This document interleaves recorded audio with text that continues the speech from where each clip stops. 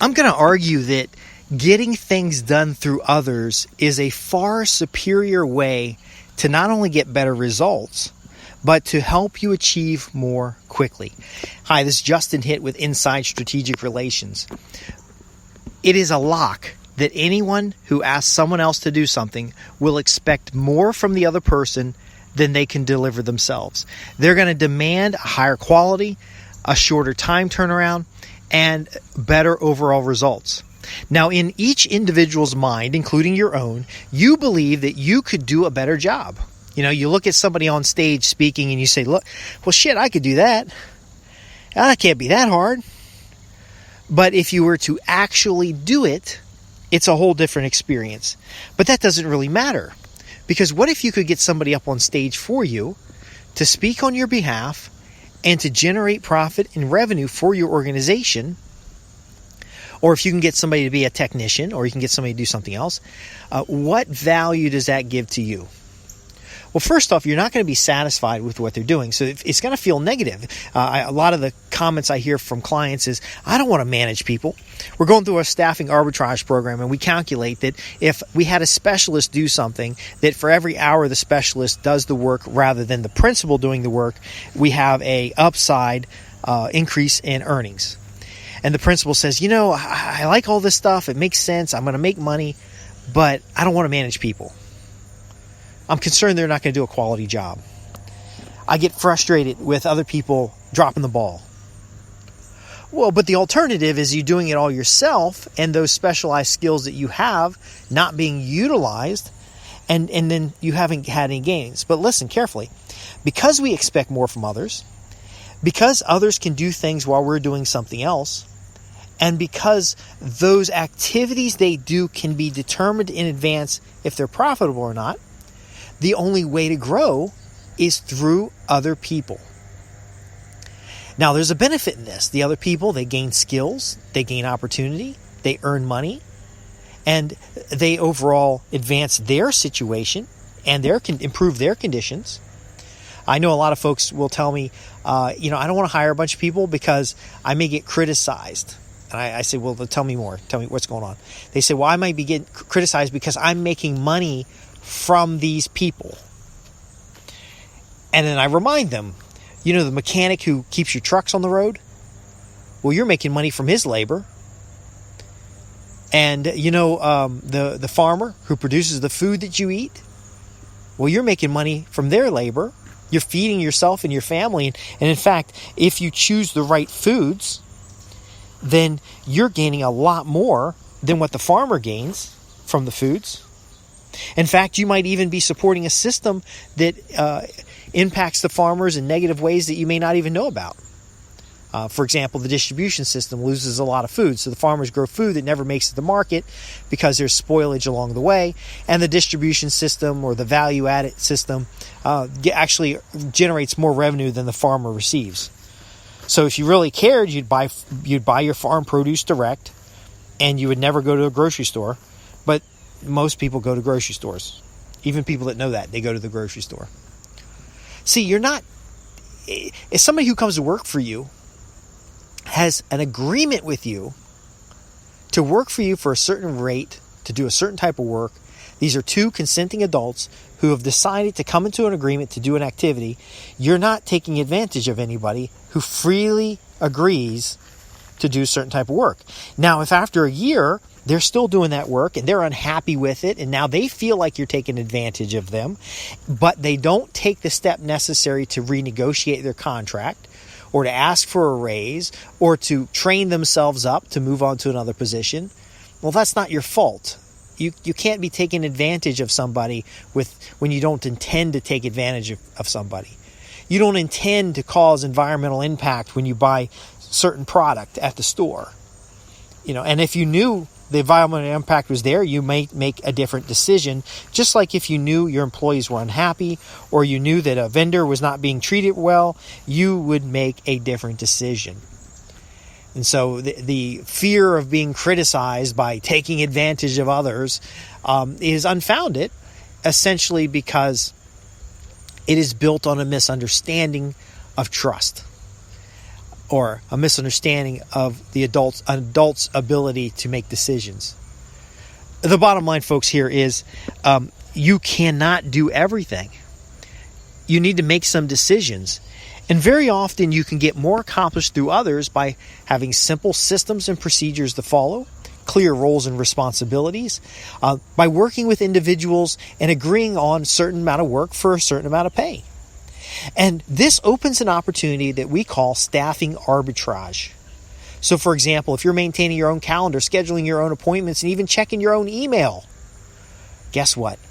There's people who are highly skilled who can do that for you. I read that the average worker spends 6 hours a day checking email. If they're in the office for 8 hours and they spend 6 checking email, that means they're only doing 2 hours of actual work. Unfortunately, I saw another study that said people spend as many as 4 to 5 hours in meetings every day. So if you're spending 6 hours checking your email and 4 to 5 hours in meetings, and we're going to assume that you're checking email while you're in meetings, overall the whole 8 hours, or even 10 hours of a day is shot to piss because we're either checking email or in meetings. No actual work is getting done. But imagine you as an executive who is already doing 14-hour days, had somebody check the emails for you. They do something that's called a callback log. So they log all the important calls that you're going to have to follow up on. And now you use the callback log sheet to follow up rather than digging through your email, digging through your voicemails, and sorting through your faxes or mining your postal mail. You are instead doing productive work, and then you call back only those people who need to be called back. The callback log also gives you an opportunity to train your assistant on how to handle many of the common tasks for you. So, for example, if someone calls in and it's a business partner and they want to schedule a certain meeting with you, your assistant can schedule the meeting on your behalf, knowing that there are certain days that are preferred for meetings over other days, and ultimately you can knock out 3 or 4 hours in a week of just going back and forth trying to get a schedule together. See, the only way to get ahead, folks, is to give opportunity to others, is to open the door to new skills, new opportunity. I'm just confused beyond all means about why corporations no longer have secretarial pools, why they don't hire technical writers to write reports, why they don't have administrative staff in place on every team. I'm working on teams where people are getting, the average rate is $89 an hour, and these people are writing their own reports. Now, I understand they write the subject matter part of the reports, but the proofreading cycles and the things that are necessary to make sure the report can be understood by a third party, that is an administrative or an editorial task that can be done by someone else. So what essentially the company has made a decision to do is to pay $80 an hour for $30 an hour work. Because, see, you might have been thinking that outsourcing is going for cheap as possible. No. Outsourcing is putting the right people in the right place, and it forces you to build the right process for the right outcomes. And then when you use staffing arbitrage models, it's making sure in advance that each task in your organization produces a net positive cash flow. It's a very simple concept to understand once it's been revealed to you. The challenge is that people do make mistakes. They make a lot of mistakes. You're going to make mistakes, but mentally, people don't see the mistakes that they make as easily as they see the mistakes others make. You're going to believe that you're doing 100% of the work at the highest possible quality and that someone else can't do it as good as you. Well, mathematically, if they can do it 60% as good as you at the same or lower rate, then you have an advantage because you can be off doing something else. So the assumption is that you're not working to your potential. You're bogged down in these low value but necessary activities. If you could get somebody else to do the work at your rate with a 60% quality, that you could go off and do something that would be of higher value than what you're doing today, and therefore you profit. In fact, the more jobs you can create doing meaningful work, the greater your outcomes will be. And you'll grow to the top of an organization whether it's your organization or someone else's, by engaging the right people for the right job, producing outcomes, and doing it in such a way that there's a net positive cash flow. It's really a shame that folks will put guilt on managers, and they'll say to executives, oh, your responsibility isn't as important as the responsibility of others. All you do is drive around all day and you're in meetings. Well, the skill that executives get paid for is communications and planning. It's project management. Even if you're a small business owner, you're not paid to complete tax forms. You're not paid to close out registers at the end of the day. You're paid for solving customers' problems. And if you don't have customers to solve problems for, the business slowly atrophies.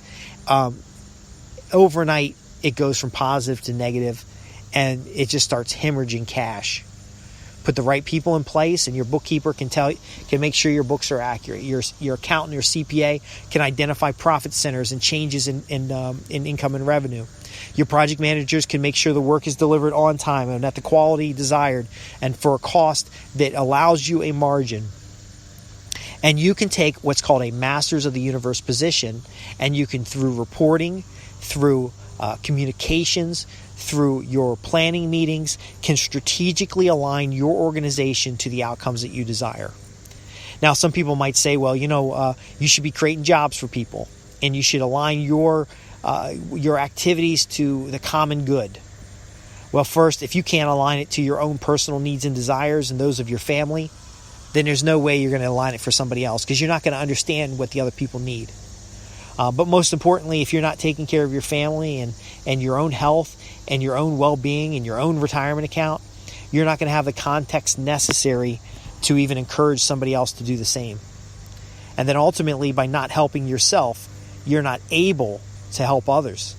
So don't listen to that bullshit. Focus on getting the maximum value with the minimum resources. That greatest and best use of the things you have.